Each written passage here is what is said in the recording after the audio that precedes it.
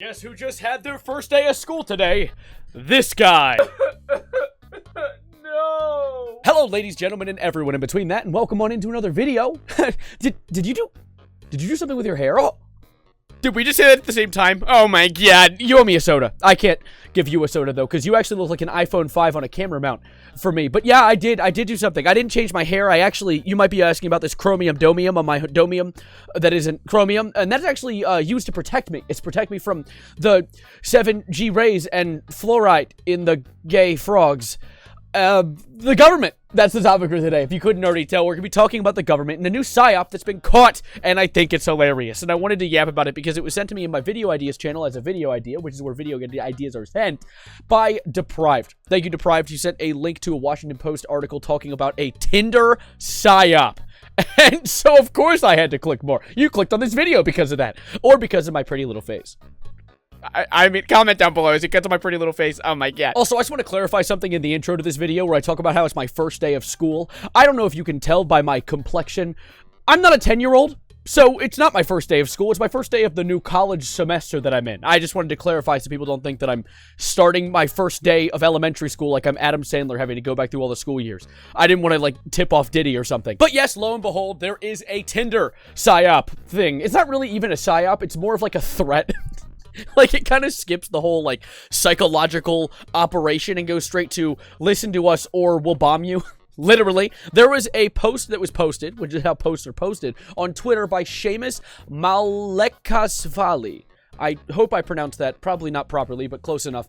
Talking about how he opened Tinder in Lebanon and was greeted by an ad from Centcom saying in Arabic, do not take arms against the U.S. and its partners. And that F-16s and A-10s are already prepared, and the U.S. will protect its partners in the face of threats from the Iranian regime and its agents. Posting this is hilarious.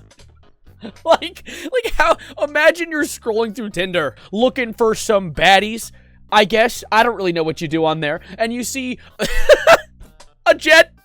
Would you swipe right on the jet? He's kind of cutie. Like, I mean, look at this. Look at that jet. It looks adorable. A10. It's the one thing. Is that the Fortnite font? Like, imagine you're just chilling, swiping your way through Tinder, going left and right, trying to find someone to meet up with that night, and you get met up with a threat, a straight-up threat from an A10 warthog saying, hey, I know there's some conflict going on over there, right? I know things are a little tense, but don't do anything about it, or we're gonna turn you into Dusty Divot. A big one, too, because they're big planes with big bombas on them, so you're like Dusty Divot times 2. Don't mess with us, all right? I know you're looking for baddies right now, but stand back. What is their goal? Specifically Tinder users, too. What is their target audience? Like, I get maybe that it's easier to target certain age demographics if you put an ad out on Tinder, since the one thing you do on Tinder is literally tell you your age demographic. So I guess their whole thing is like, let's look up for military-age males so they don't go and do the thing we don't want them to do. But at the same time, I don't know, Tinder's just such a strange place. I don't know if I'd really go on Tinder with the intent of changing my political stance on a war going on. I feel like it's the least likely place that, like, where your, like, testosterone's high and you're looking for a mate. Like, you're a lion in the safari, the Sahara safari. I don't know the words. I don't think of one actual reason as to why they chose Tinder of all apps, besides the age demographic thing, because, like, you can do that anywhere, I feel. And it's because I bet the TOS is extremely lax on a place like Tinder. Because think about it.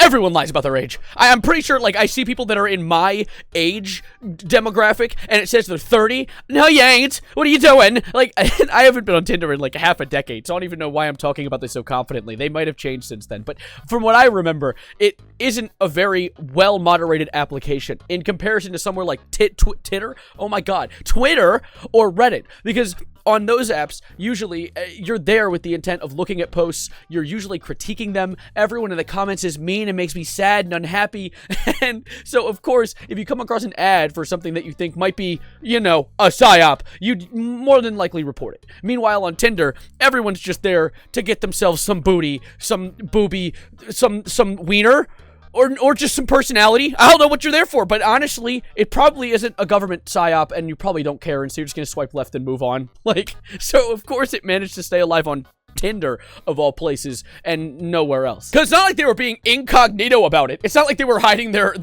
intentions there. It's not like they were trying to post from a different account, like, hey guys, I think that you should stop this war. It was literally like, look at the profile picture on the post, and then look at the profile picture for Centcom, the Central Command in Arabic. I'm seeing a few personalities. Similarities. The word is similarities. And the similarity is that it's literally them. And this account is really interesting. I was looking at it, and it literally is just an account that posts in Arabic. Here's A10 again. And it just seems like what they mainly post is talking about, like, hey, we pressed a button and deleted one of these terrorist leaders. Guys, don't join those terrorist leaders, or we can press a button and delete you too. Don't do these things because they're bad. And we have bigger guns than you, lol. Take the L. Like, it's kind of the main intent of this account, and so it would make sense that they're doing the exact same thing on Tinder. And in the Washington Post article that was sent to me, the Washington Post themselves actually went and asked a few various government officials for their takes on all of this, and I want to read some of these responses that we received. One from the Pentagon itself saying that they don't discuss information operations with people, and they have no comment. Of course, gatekeeping, as always, and also information operations. Call it a psyop, be honest, come on. I appreciate it. And we do get that honesty from a defense official that said, broadly speaking, as a matter of policy, the Department of Defense does conduct military information operations in support of our national security priorities. These activities must be undertaken in compliance with U.S. law and DoD policy, and we're committed to enforcing those safeguards. I appreciate it. I appreciate the honesty.